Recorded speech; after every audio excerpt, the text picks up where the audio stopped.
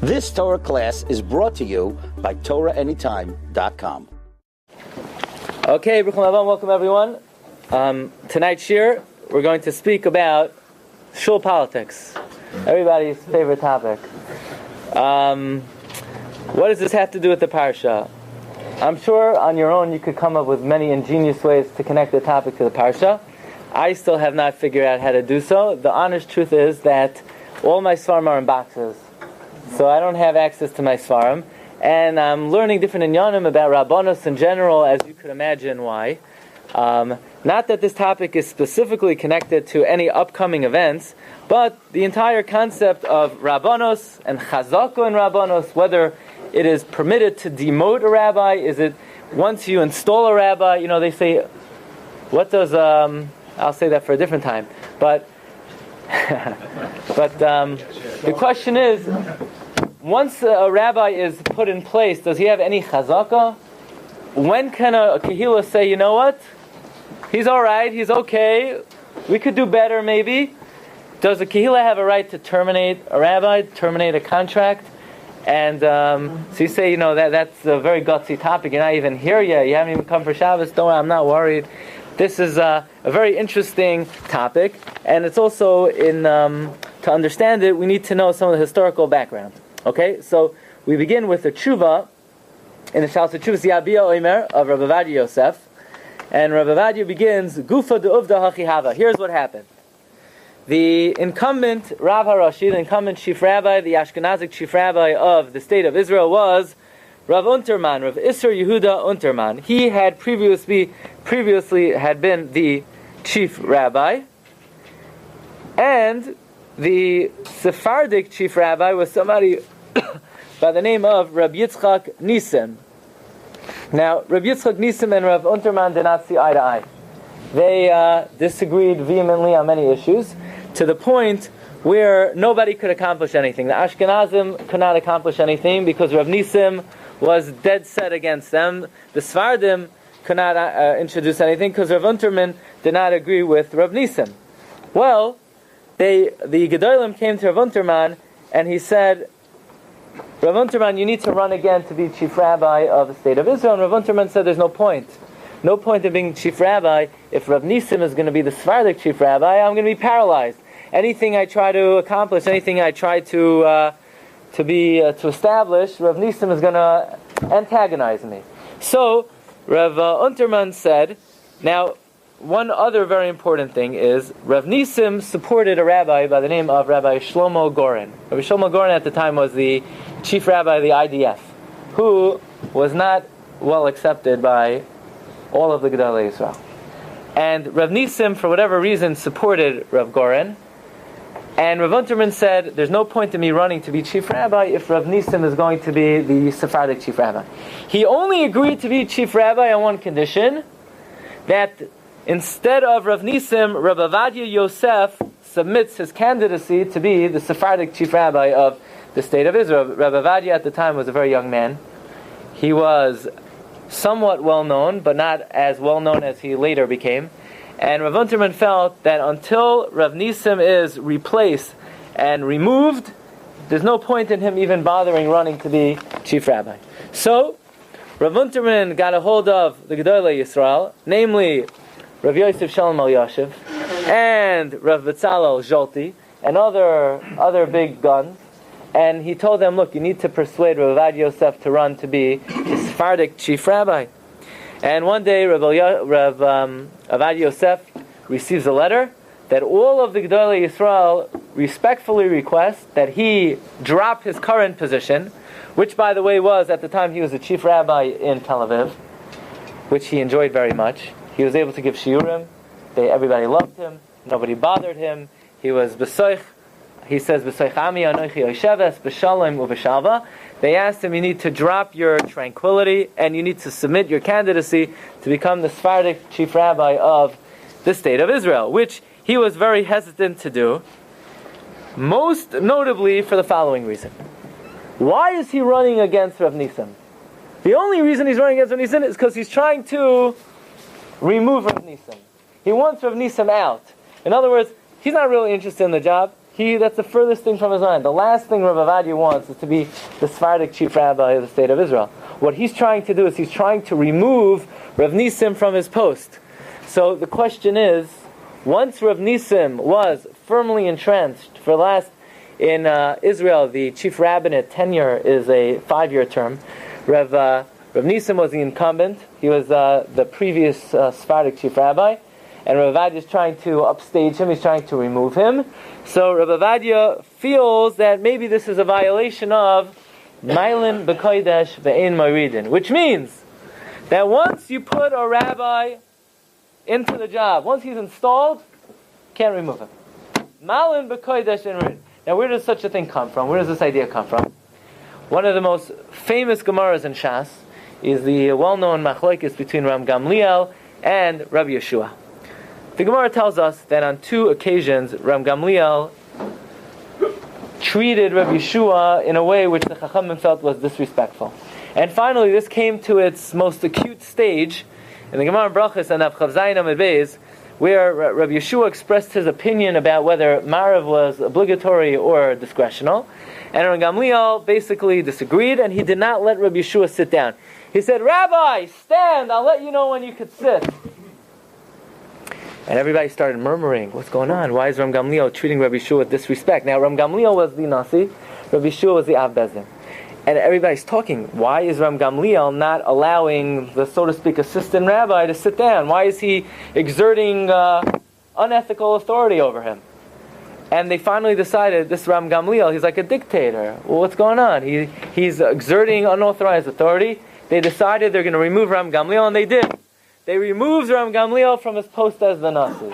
Then they had a big dilemma. Who are they going to put in his place? To put in Rabbi Yeshua, it looks too political. Rabbi Yeshua is the one Ram Gamliel had to fight with. So we can't put in Rabbi Yeshua. Should we put in Rabbi Akiva? Rabbi Akiva comes from Gerim. They didn't think he had the yichus. They decided to put in Rabbi Elazar ben Azariah. Rabbi Elazar ben Azariah was wealthy. Rabbi Elazar ben Azariah was 10th generation from Ezra. And the problem was Rabbi Elazar ben Azariah was very young. He was 18 years old. And that's the famous statement, Amar Rabbi Elazar ben Azariah, Hare ani kiven shivim shana. Ultimately, Ram Gamliel asks Rabbi Yeshua for mechila. And Rabbi Yeshua forgives Ram Gamliel. And now the Gemara says, now what do? Now they're stuck. They want to reinstate Ram Gamliel. So they reinstate Ram Gamliel. So what do you do with Rabbi Yeshua? What do you do with Rabbi Elazar ben Azariah? Again, what did Rabbi Elazar ben Azariah do? Basically, he was the interim rabbi, and now the regular rabbi has come and is reinstated. What do you do with the old interim rabbi? So Gemara says, what should we do? To remove him completely, you're not allowed to. Malin b'kodesh ve'in maridim. Once somebody serves at a position, cannot be removed. Even though Ram Gamliel was greater, he was older, he came from David HaMelech, they could not... Elamai, they should divide the job. You can't divide the job. It's going to create too much animosity. You can't have 2 rabbis. So Gemara said what they did was, Ram Gamliel taught 3 out of the 4 weeks. The 4th week, Rabbi Elazar ben Azariah gave the drasha, and that's why every Shabbos people would ask, Shabbos show me. Whose Shabbos is it? Is it Ram Gamliel Shabbos, or is it Rabbi Elazar ben Azariah Shabbos? But what we see from here is that once a person is put in a post, they cannot necessarily be removed. Why? Malin b'kodesh ve'ein moridin. Once someone ascends to Kedusha, you cannot remove them from their post.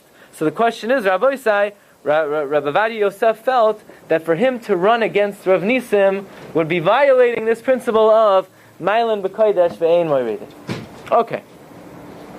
Now, to understand further some of the backdrop of this situation, Rabbi Ovadia Yosef went to Rabbi Yosef. He asked Rabbi Yosef his advice.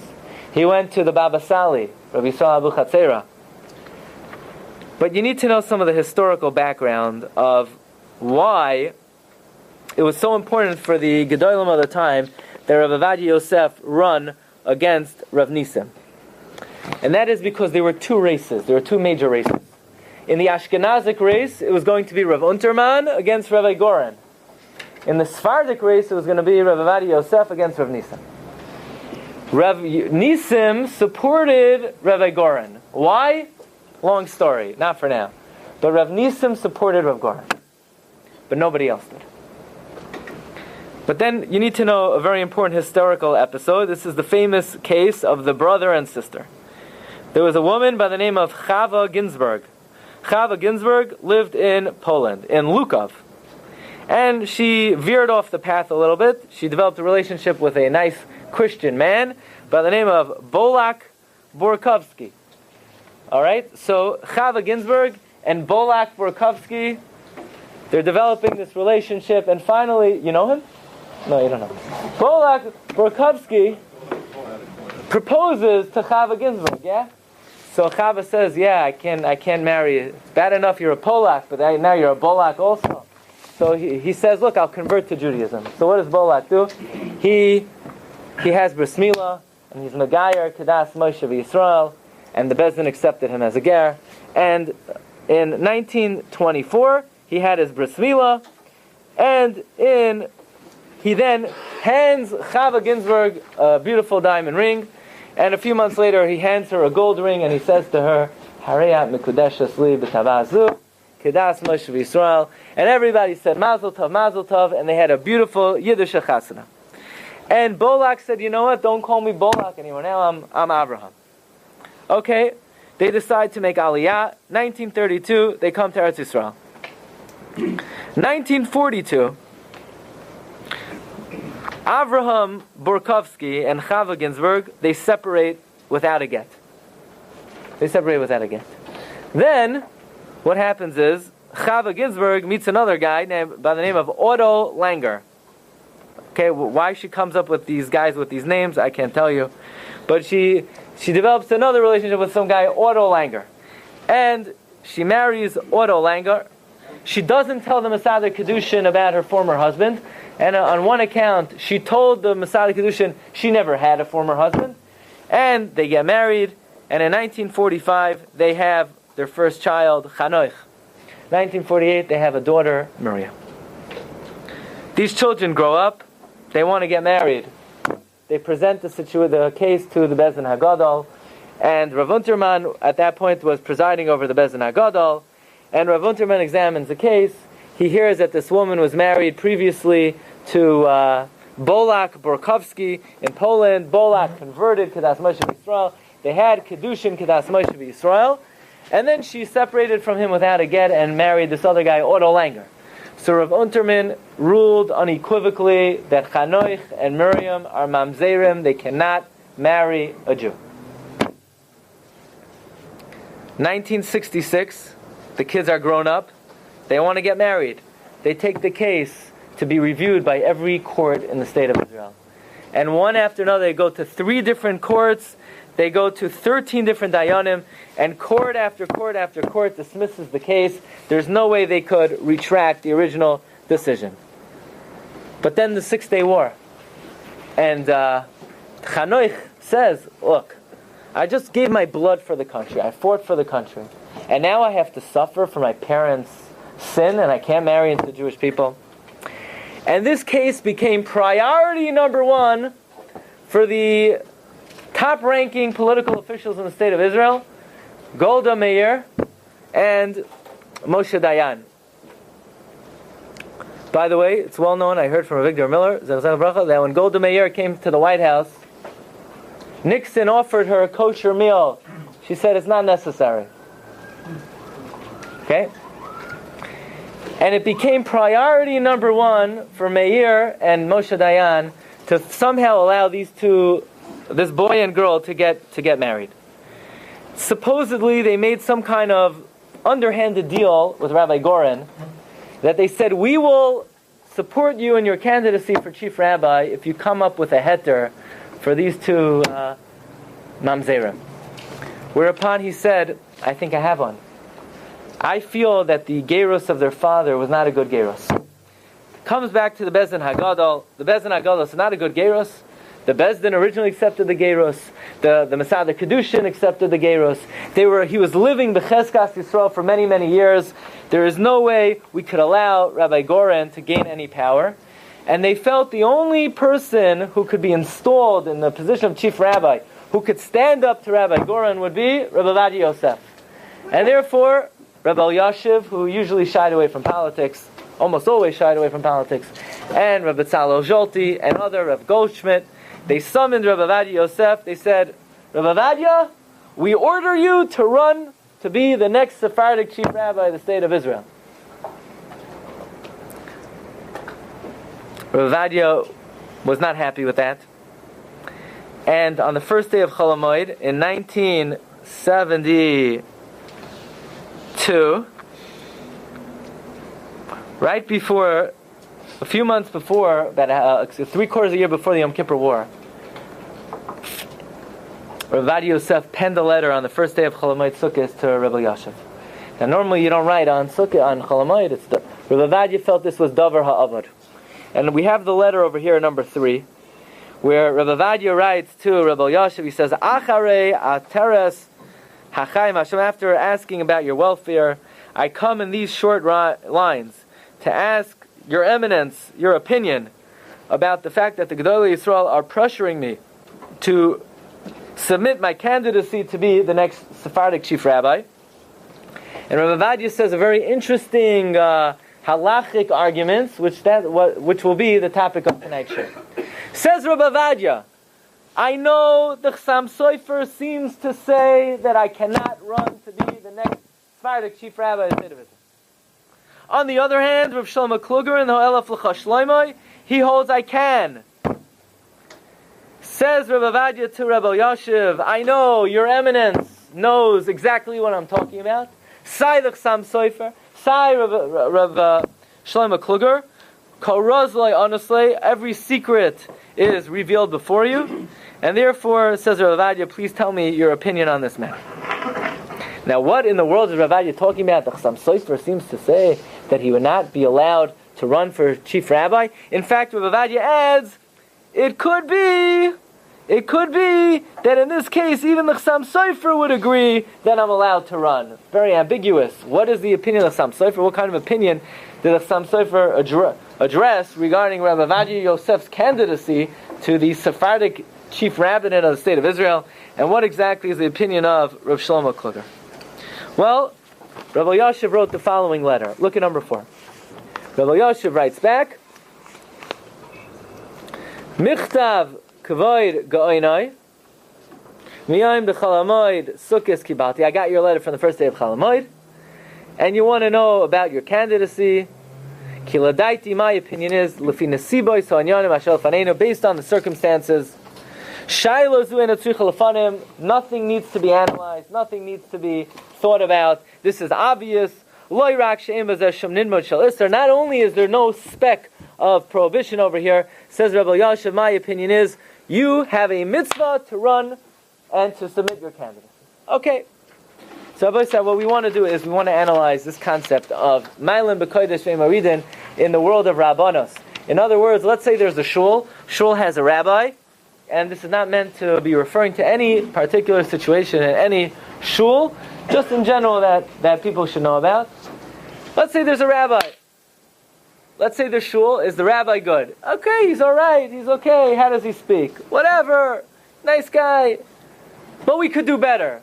Is that cause to allow a kehillah to terminate a rabbi? What if the contract is up? What if there's specifically a contract with a rabbi for whatever, 2 years, 3 years, 5 years, 10 years? Now the contract is up. Is there any obligation on the tzibur to renew the contract? Or that's what contracts are all about. When the contract is up, both parties have a right to look elsewhere. That's the question. Or do we say that once somebody is doing a mitzvah, whether it's chazanos, whether it's rabbanos, whether it's tkiyah shofar, he gets to continue doing it unless there is some type of egregious behavior that warrants the termination of that particular individual.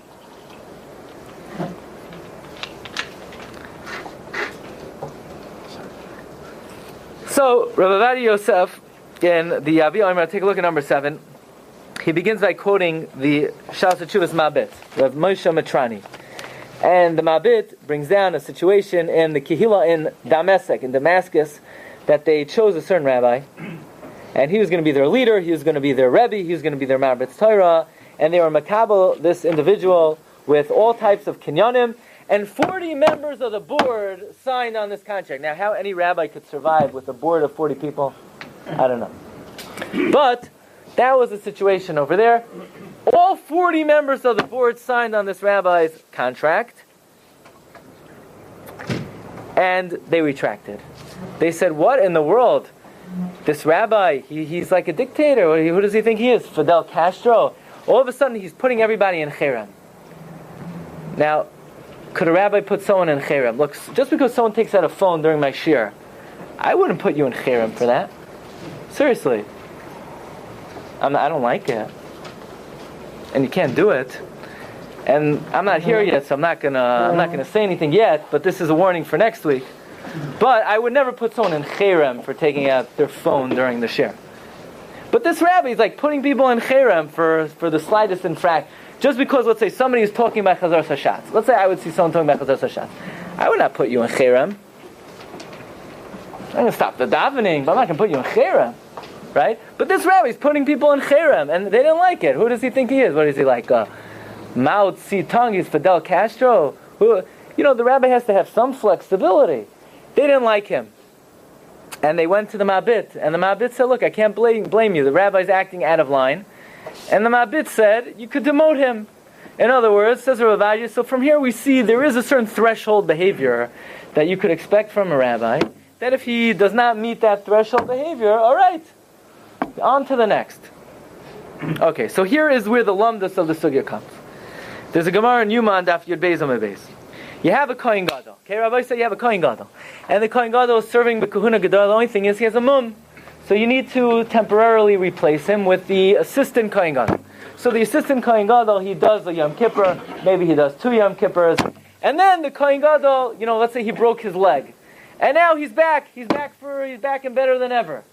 What do you do with the temporary itinerant Kohen Gadol? What does he do now? Now where does he go? What Beis HaMikdash does he work in now? There's only one Beis HaMikdash. In other words, you hear the case? You have a Kohen Gadol. Kohen Gadol develops a mum, so he has to step down. In the meantime, you have an itinerant Kohen Gadol. And then the first Kohen Gadol, he's back for business. So what do you do now? What do you do with the itinerant Kohen Gadol? So Gemara brings down a machlokes. One opinion is, okay, he could still be a Kohen Hedyot. He's no less than a regular Kohen. But he still has the restrictions of a Kohen Gadol. In other words, he has to marry a Basula. He can't grow his hair long, and so forth. Comes Rabbi Yossi, and Rabbi Yossi offers the following opinion.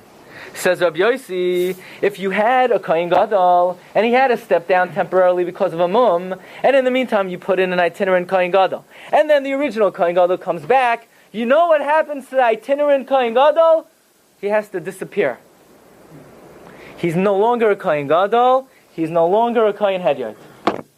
What? So what is he? He's not a Yisrael, he's not a Levi, and he's not a Kohen. That's right. He's nothing. Zero. It's a good trivia question. How is it possible for a person not to be a Yisrael, not to be a Levi, and not to be a Kohen? Ya'amoid, Ploni Almoini, nothing. I don't know what aliyah he gets. You have to figure it out. But the Rabbi Yossi holds he's nothing. Why not? He can't be a Kohen Hedyot because Malin b'Kodesh ve'ein moridin. He was a Kohen Gadol. You can't demote him. And he can't be a Kohen Gadol. Why not? Listen to this. Because you can never have 2 people with the same position. Why? Animosity. Yeah, but they're both good guys, and they're both nice people, and they're both sensitive, and they're both tzaddikim, and they're both humble. It never worked in the history of planet Earth. So, once the first Kohen Gadol comes back, the second Kohen Gadol needs to disappear. That's what Rabbi Yossi holds. That once he did the Beis HaMikdash a big favor, he did the Klal Yisrael a big favor, but unfortunately now you can't have 2 Kohanim Gedolim, and he needs to disappear. He's not a Kohen Gadol, he's not a Kohen Hedyot. What is he? Nothing. Baruch Hashem, he was zocheh to serve the people for that stint. So, says Rabbi Ovadia Yosef, in the name of the Shas Shuvas Chikrei Lev, the Chikrei Lev is Rabbi Yosef Chazan. By the way, Rabbi Ovadia used to like this sefer very much. He used to learn it on Chol HaMoed. He used to get a special oineg from learning the sefer Shas Shuvas Chikrei Lev. What's the halacha if you hire a rabbi for a term, let's say 3 years, 5 years? I know if you have a rabbi, you can't just dismiss him because Mailan B'Kodesh Ein Maridin. But what if you explicitly write in a contract, you're 3 years, you're 5 years? Could you then tell the rabbi, the 5 years are over, we're both going to move on? You have a raya from the Shita of Rabbi Yossi. It doesn't matter if you have a contract and you have 3 years. Why? We have a raya from Rabbi Yossi that even if you have a specified contract only 3 years, you cannot terminate the rabbi. Why? Because if term limits was just cause to terminate a rabbi, then why couldn't we just tell the itinerant Kohen Gadol, look, you're only an itinerant Kohen Gadol for 3 years or for 2 months, and after we're done with you, we're going to remove you. In other words, what's the big dilemma what to do with the itinerant Kohen Gadol? Why didn't we just solve the problem by telling him, we're giving you a contract for a short amount of time until the original Kohen Gadol comes back? The fact that Rabbi Yossi says we're up the creek without a paddle, we have no clue what to do with that itinerant Kohen Gadol, that means even term limits will not solve the problem. Says the Chikrei Lev, you see from here, that if you tell a rabbi, look, we're hiring you for 1 year, and when 1 year is over, we'll renegotiate, you're stuck with him for the rest of his life. Why? Malin b'kodesh ve'ein maridin. The guy didn't act inappropriately. If he acts inappropriately, if he goes, but he's a good guy, Elamai, you could do better, Malin b'kodesh ve'ein maridin. You can't remove him. But then the Chikrei Lev says, wait a second. If it's because Mailan B'Kodesh Vein Maridin, then what if you found somebody who was a Mailan B'Kodesh? What if you have somebody who was an improvement? So we are being Mailan B'Kodesh. Maybe then it would be mutter. But then he says the following. He says you cannot compare a Kohen Gadol to a rabbi. He says, Kohen Gadol, he served on the Beis HaMikdash on Yom Kippur. He has Kedusha. His Kedusha, you can't downgrade him. A rabbi? Where do we find that the rabbi has any more Kedusha than anybody else? So it's not a violation of Malam B'Kodesh Ve'ein Maridin. In other words, you cannot extrapolate from the fact that the Gemara in Yuma says you can't downgrade a Kohen Gadol, you can't downgrade a rabbi. What does a rabbi have to do with a Kohen Gadol? There's another sefer, Shas Shuvas Churas Shai, says also there's no comparison between the Kohen Gadol and a rabbi. Why? It says a Kohen Gadol has Kedushas Haguf. And we have a concept in Shas, Kedusha B'chdi Lo Paka. Kedusha cannot just disappear and dissipate. So therefore, once you appoint someone as a Kohen Gadol, what are you going to do with the guy? He can't be a Kohen Gadol and a Masri. He can't have two Kohanim Gedolim. Elamai Kohen Hedyot, you can't downgrade him. But where do we find that Rabbanim have Kedushas Haguf? Nowhere. And therefore, the Chikrei Lev and the Shura Shai suggest that if you have a term limit, in other words, if you make up with a rabbi, you will be the rabbi for 1 year, 3 years, 5 years, 7 years, and so forth. When that term limit comes to an end, you're entitled to see what else is there. That is where Rabbi Ovadia leaves off. Says Rabbi Ovadia, I have a raya from the Ramah. Look at number 10. Says the Ramah, someone who has a chaz, the Ramah is in Yeridea, Soif Simon Reish Memhei. Says the Ramah, Mi shahuchsuk l'rav be'ir, someone who is established as a rabbi. How did he get to be the rabbi? It doesn't matter. They voted for him. He could have made himself the rabbi. One day he came in, he said, everybody, I'm the new rabbi. Everybody said, okay, fine, no problem. Once the person is entrenched as rabbi, it's his. After he goes, it goes to his children. After he goes, it goes to his grandchildren. Forever. As long as they're somewhat qualified, even just a little bit. Says the Ramah. But if the minhag is that they only accept a rabbi for a set amount of time, or there's a minhag that it's a rotating office, it's a floating office, then the Kehillah has the right to decide when the term comes to an end, who should be put in next. So Rabbi, so where are we holding? Says Ovadia, it would seem now, based on the Ramah, that if there is an agreement in the beginning of a certain amount of a term or a time limit, when that time limit comes to an end, it seems that it would be permitted for someone else to try out for the job and unseat the previous rabbi. Why? But Mailam because they married? No, but it was agreed in the beginning that it was only for a certain amount of time. But says Rabbi Ovadia, not so fast. It's not so pasha. Why not? Because there's a Shach in Yordea. The Shach in Yordea discusses a Paya and discusses a Seicher. And the Ramah in Choshen Mishpat, you take a look at number 11, the Ramah makes the following statement. That if somebody rents themselves out, one is not permitted to rent themselves out for 6 years. And some even say for more than 3 years. In other words, if you accept upon yourself to do a job, that's one thing. But what if you rent yourself out? You're going to be a soicher. You cannot do it for 6 years. Why? Because the pasuk says, Ki li b'nei Yisrael avadim. You're servants of God, you're not servant of any man. So you cannot rent yourself out like a mule for 6 years. Well, says the Shach, in that case, if someone is a Rebbe, if someone is a Chazan, they should not sign a contract for more than 6 years. Now, he doesn't say rabbi. He says Rebbe or Chazan. Does not say rabbi. Says the Chassam Sofer, what's up with this Shach? That a Rebbe or a Chazan should not rent himself out for 6 years? And there's an opinion even 3 years? Says the Chassam Sofer, it's very simple. Because we know that in general, the pasuk says in Yeshaya, V'ata, number 12, Diber Hashem leimar b'shalosh shanim kishnei sacher. 3 years, the years of a sacher. That means what's considered renting yourself out to a degree of abdos? 3 years. Says the Chassam Sofer, Minog Yisrael Torah. In Europe, the custom was you never hire a rabbi for more than 3 years. Why? Because otherwise, the rabbi's an eved. You can't be an eved for more than 3 years. 3 years you could be an eved every, not more than 3 years. That's why Minog Yisrael Torah. They did not sign contracts for more than 3 years. Comes along the Chassam Sofer. What? You're telling me that some poor rabbi who lived in Plutsk, and he got a job in, Lunchitz, and now he has to uproot his family, and he has to change their schools, and he has to figure out where he's going to live. He can't sign a contract for more than 3 years. What's going to be when 3 years are over? Where's he going to go? What's he going to do? Says the Chassam Sofer, a Chiddush Atzam. Contracts are only for the rabbi, not for the kehillah. What does that mean? Contracts are only that the rabbi could leave the kehillah after 3 years. But after 3 years, the kehillah is still obligated to keep the rabbi forever. No backing down, unless that rabbi acts inappropriately.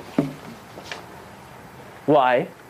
Says the Chassam Sofer, otherwise you're going to destroy the life of every rabbi who uproots himself to move to a new kehillah. Where you can tell him, look, you can't sign a contract more than 3 years, because otherwise you're an Eved Ivri and you're violating Ki li b'nei Yisrael avadim. Says the Chassam Sofer, a Chiddush Atzam, that if you hire a rabbi for an amount of years, it doesn't mean anything.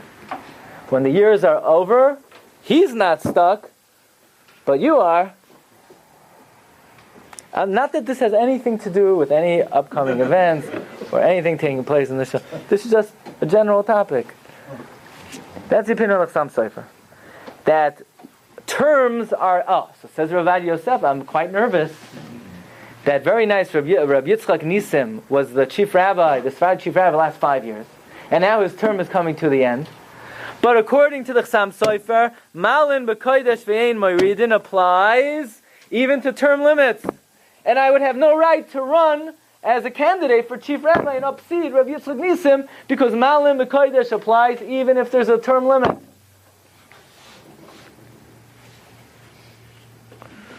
But says Rabbi Ovadia Yosef, not everybody agrees to the Chassam Sofer.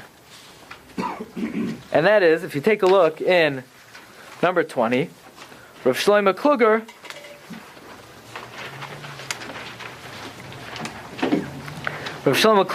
in the Shas Shuvas Ha'elef L'cha Shlomo, he says, I agree with the Chassam Sofer that the reason why in Europe they didn't sign contracts for more than 3 years is so that nobody is an Eved for more than 3 years. It's not allowed. But this concept that the contract is only for the rabbi and not for the kehillah, I don't agree with. Says Rav Shlomo Kluger, if you have in a contract a year, a term limit, then when the term comes to an end, it's a free country. Both sides have the right to see what else there is out there. In other words, if I were to ask you, or if anybody were to ask you, what's the halacha? You sign a contract with a rabbi for a certain amount of years. Does the rabbi have a chazaka? Is there a concept of malam akosh maridin? Or do we say, look, it's specified in the contract? The answer is a machlokes achronim. It's machlokes Chasam Sofer and Rav Shlomo Kluger. Chasam Sofer says term limits mean absolutely nothing to the kehillah. It has no bearing on the kehillah. They cannot renege after the limit is up. The Rav Shlomo Kluger says not true. Rav Shlomo Kluger says if there's a term limit, then when the term is over, then both parties have the right to renegotiate. It says Rabbi Ovadia Yosef in his letter to Rabbi Yosef, I know the Chasam Sofer. And I know according to the Chasam Sofer, maybe I cannot run against Rabbi Yitzchak Nisim. And I know Rav Shlomo Kluger, that according to Rav Shlomo Kluger, I could run against him. But says Rabbi Ovadia, in my opinion, even the Chasam Sofer would agree that I could run and I could submit my candidacy against Rabbi Yitzchak Nisim for the following reason. What's the logic of the Chasam Sofer? Why did the Chasam Sofer say that a contract is only for the benefit of the rabbi and not for the kehillah? Chasam Sofer said why. Because in Europe, you had a rabbi who had to move to a new kehillah. Until he settles down, it takes a long time to settle down. It's not like you move to a new place, all of a sudden, it takes time, you have to get used to the place, you have to get used to your neighbors. You don't always get used to your neighbors right now. And you have to get used to the schools, and it takes time. So by the time 3 years are over, the rabbi's first settling down. But says Rabbi Ovadia, but in Eretz Yisrael, there's so many Talmidei Chachamim around. And it's understood that the position is a rotating office. Everybody knows. What's the chief rabbinate?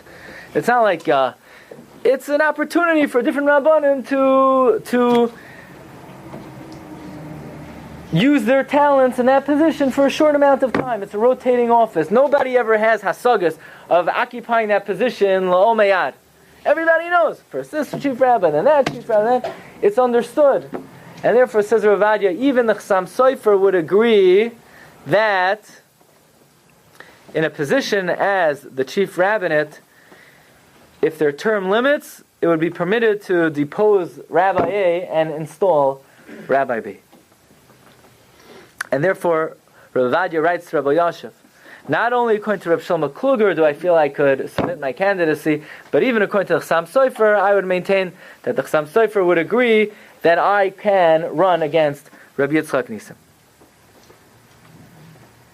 Says Rabbi Ovadia, the only thing is, Halacha l'maisa b'zman hazeh, there's another issue that we need to contend with, and that is the Shalas Teshuvos Chemda Shloimeh, number 21, who says the following.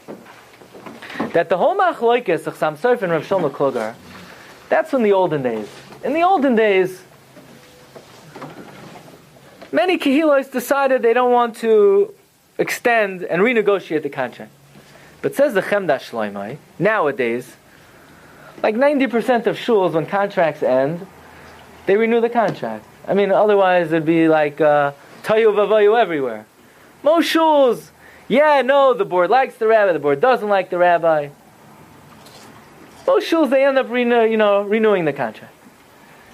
Says the Chemda Shloimeh, once most shuls are renewing contracts, then it comes out that a shul that does not renew the contract, everyone's like, well, what's going on? Why didn't they renew the contract?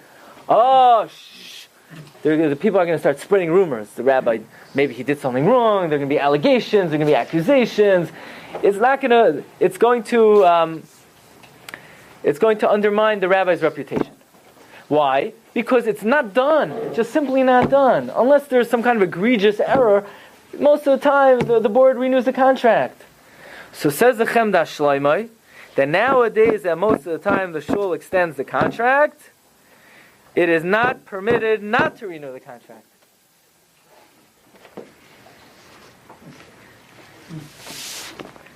Do we paskin this way? Of course we do. Mishnah Berurah paskins this way. Halacha l'maisa.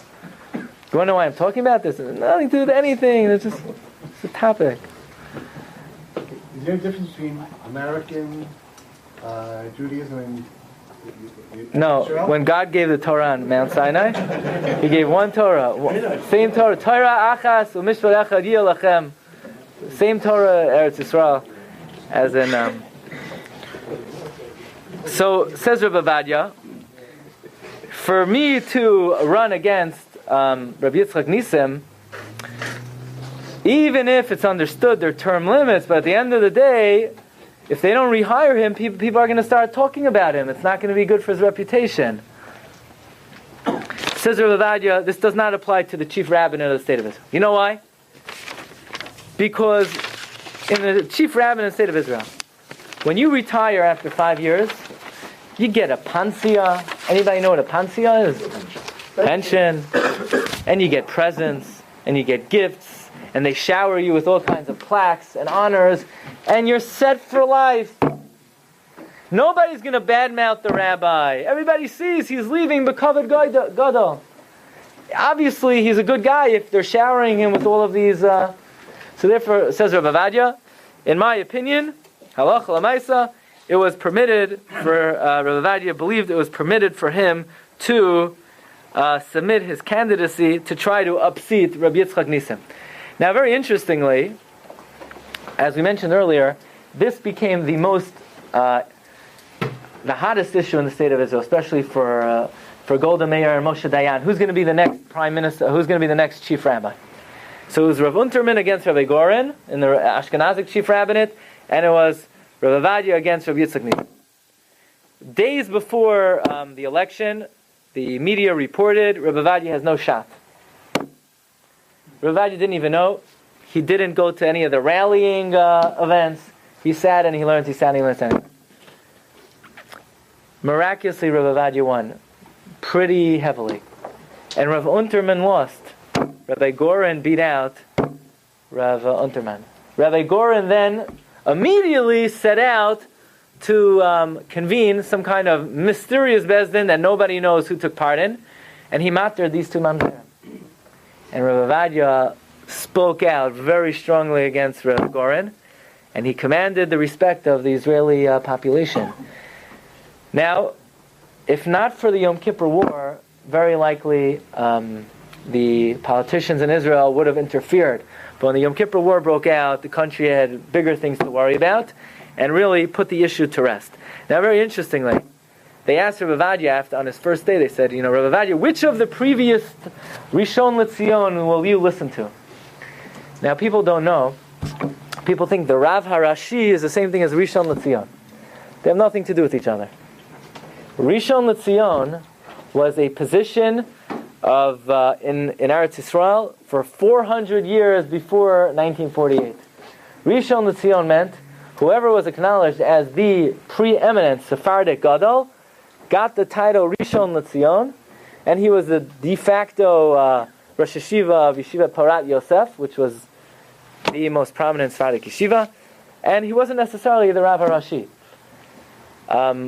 But Rabbi Ovadia then listed off to the media every single Rishon LeZion from the 16th century, beginning with Rav Moshe Galante, the date of their ascendancy and the date of the next person. And so this was the decision of Rabbi Ovadia, and this is what he meant when he wrote to Rabbi Yosef. He writes to Rabbi Yosef. He says, Rabbi Yosef, I know the words of the Chassam Sofer. In other words, what he's indicating is it would seem that the Chassam Sofer would hold that even if there are term limits, nevertheless, you cannot depose a rabbi, because Malin b'kodesh ve'en moridin. But Rabbi Ovadia says we have the opinion of Rav Shlomo Kluger, who says term limits allow the kehila to move on. And he says, in the case of the chief rabbinate, because it's a floating office, he would say that even the Chassam Sofer would agree to his opinion that he would be permitted to run against Rabbi Yitzchak Nisim. He got the bracha of Rabbi Yosef. He got the bracha of the Baba Sali. Let's just end with one story. When the first time the Baba Sali met Rav Ovadia Yosef, Rav Ovadia was in the south, he was in the Negev, and the Baba Sali heard that Rav Ovadia was coming, and he invited the mayor to come and to have a Kabbalas Panim for Rav Ovadia Yosef. And Rav Ovadia comes to the house of the Baba Sali, and the Baba Sali stands up, he tries to kiss his hand. By the way, the Baba Sali said that Rav Ovadia had neshama of one of the Gaonim. And Rav Baba Sali all of a sudden said, it is now an Eis Ratzain, everyone must leave the room immediately. and he kicked everyone out of the room, including the mayor. And Rabbi Yitzchak Yosef, who was a young boy at the time, he snuck into the room. Says the Baba Sali to Rabbi Ovadia, you should know that even when I was in Morocco, I felt your Kedusha in this world. And now that me and you are together in the same room, Mashiach will come right now if we wash Netilas Yadayim and we make Hamaitzi. Rabbi Ovadia looks at his watch. He says, I have to be in Shiur in 2 minutes in Bnei Brak. Can't do it right now. So Baba Sali said, yeah, but we're going to bring Mashiach. All you need to do is Netilas Yadayim and wash. You don't have to eat anything else. Ovadia said, I'm going to lose out 2 minutes on the Shiur. Baba Sali said, Mashiach is more important. Rabbi Ovadia says, with all due respect, no, it's not. Gadol Talmud Torah, Yosef Mivinyan Beis Hamikdash. We'll have to bring Mashiach a different time, but don't miss 2 minutes of a shiur. And Rabbi Ovadia Yosef left, and that's how we pass in Halacha L'mayim. Gadol Talmud Torah, Yosef Mivinyan Beis Hamikdash. So if you made it here tonight, you're even luckier than if Mashiach would have come. Mashiach would have come, okay, Baruch Hashem Mashiach. But if you made it here to the shiur tonight, Gadol Talmud Torah, Yosef Mivinyan Beis Hamikdash. I want to take this opportunity to extend a personal invitation to everybody here and all of our viewers. Mirz Hashem, Motzai Shabbos is going to be a Hachtara. A lot of people ask me, what's a Hachtara? I don't know. I'm not sure. We'll find out. Motzai Shabbos. Come Motzai Shabbos. We'll find out. It's going to be a very beautiful event. We have many Chosh Rabbanim, Rosh Yeshiva, and we invite everyone. We hope everybody will join us at this very momentous occasion. Thank you everyone for coming. A wonderful evening. You've just experienced another Torah class brought to you by TorahAnytime.com.